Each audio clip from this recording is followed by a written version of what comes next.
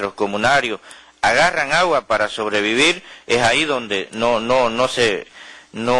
hay el cumplimiento, y más aún obras de viviendas que han sido destrozadas por esta construcción, y eso no han sido cumplidos también, ¿no? Entonces hay una gran desesperación, si bien usted ha ido a Bolivia, pero al mismo tiempo en esos compromisos todavía no han cumplido, y eso lo justificamos y estamos insistiendo para que eso se cumpla.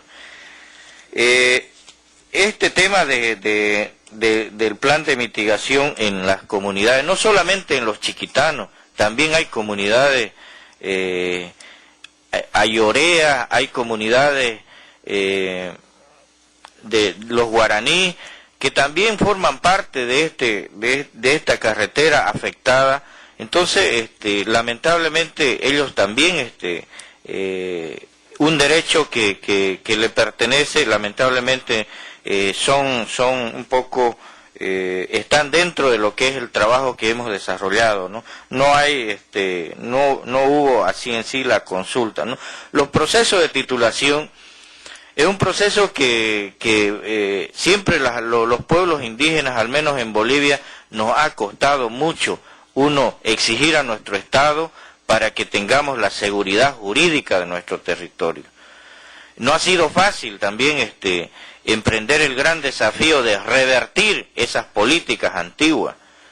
Entonces, todavía faltan en las comunidades entrega de títulos ejecutoriales. Han hecho una primera fase, pero las grandes preocupaciones, volvemos a recaer, ya va a estar lista esa carretera asfaltada, pero los compromisos no hay. Entonces eso quisiéramos en sí decirles a la comisión que son frases que de verdad ustedes van a reflejar en la documentación el sentimiento de las comunidades y la sobrevivencia. Quisiera abarcar dos preguntas que fueron consultadas en forma rápida y en forma general. Después me gustaría que la señora Telma Montero hablara sobre el proyecto de Brasil, evacuando la pregunta del comisionado Meléndez. En particular quiero hacer referencia a esta cuestión de la previa titulación de las tierras indígenas. Creo que quedó claro aquí que hay toda una falta de consideración de los estados antes de la proyección y ejecución del proyecto del proceso de titulación de esas tierras. Inclusive hay fallas registrales en quiénes son los poseedores y quiénes son los titulares de dominio de esas tierras, y obviamente que las comunidades indígenas que han estado viviendo, inclusive en áreas protegidas y que han sido afectadas por muchos de estos proyectos, al decir de la Corte en el caso Agostini, deberían ser consideradas como titulares del derecho de propiedad sobre esas tierras, basándose solo en la mera posesión de las mismas. Una pregunta que también quiero responder es con respecto al punto de equilibrio entre la agenda del desarrollo y la agenda de derechos. Indian Law Resource Center y otras organizaciones en Washington, D.C., hemos tratado de lograr un diálogo interinstitucional, a donde los distintos actores que tienen un decir en esta materia pudieran sentar sus criterios para que las cosas tuviera un abordaje integral. Cuando digo esto me refiero, por ejemplo, al rol que le cabe a la Comisión dentro de la OEA como órgano de supervisión de proteger estos derechos antes de la previa violación, al rol que le cabe a los bancos que financian estos proyectos de tener políticas operativas sobre pueblos indígenas con medidas de salvaguardias. Hay muchos de estos bancos que no tienen políticas operativas y que no tienen mecanismos de investigación de los proyectos cuando no se aplican esas políticas. Este es el caso, por ejemplo, de la Confederación Andina de Fomento, del Fondo Fondo para el Desarrollo de los Países de la Cuenca del Plata. Otro diálogo que se quiso tratar es ver cómo las instituciones financieras consideran temas de derechos humanos en las operaciones que financian y en las políticas operativas de derechos humanos. Hemos tratado de empujar ese diálogo ya con una audiencia que tuvimos en el año 2006. Estamos teniendo esta audiencia para empujar un diálogo concreto sobre una base concreta, como son distintos proyectos tejidos en la estructura de IRSA, y hemos escuchado claramente aquí que hay proyectos de mitigación por impactos adversos que fueron detectados en un proyecto financiado por el BID, como es el caso de los chiquitanos en el proyecto en Bolivia. Hemos sido testigos de la naturaleza de los impactos que se pueden desmembrar del proyecto del río Madera. impactos que trascienden la mera frontera de Brasil y llegan a Perú y Bolivia, tocando aspectos ambientales y sociales. E inclusive en Perú hemos visto confrontaciones entre pueblos indígenas y distintos actores por la falta de determinación de los derechos sustanciales que están en juego, que es el derecho de propiedad a la tierra. Los peticionarios hemos consensuado algunas recomendaciones acorde a las circunstancias del trabajo que está haciendo la Comisión. Somos conscientes que la Comisión, en especial la Relatoría Especial de Pueblos Indígenas, está elaborando un estudio especial sobre el tema de tierras indígenas. Un cuestionario fue publicado recientemente y no hemos notado nosotros un énfasis, por ejemplo, en la responsabilidad que le cabe a las instituciones financieras en materia de derechos humanos, sean estas instituciones públicas o privadas, y tampoco hemos notado que se pusiera un énfasis en la necesidad de que la Comisión empuje a los Estados a adoptar medidas legislativas para que en forma previa a la proyección y ejecución de estos proyectos se obligue a realizar estudios de impacto en derechos humanos. Estos estudios de impacto en derechos humanos hoy están siendo trazados por instituciones financieras como la Corporación Financiera Internacional, y vemos cómo algunas instituciones están tomando cartas en el asunto y hay una necesidad de un diálogo entre todas las instituciones sobre estos mismos temas que confluyen cuando se tratan de proyectos de infraestructura y de industrias extractivas en tierras indígenas. También creemos necesario que la Comisión juegue un rol de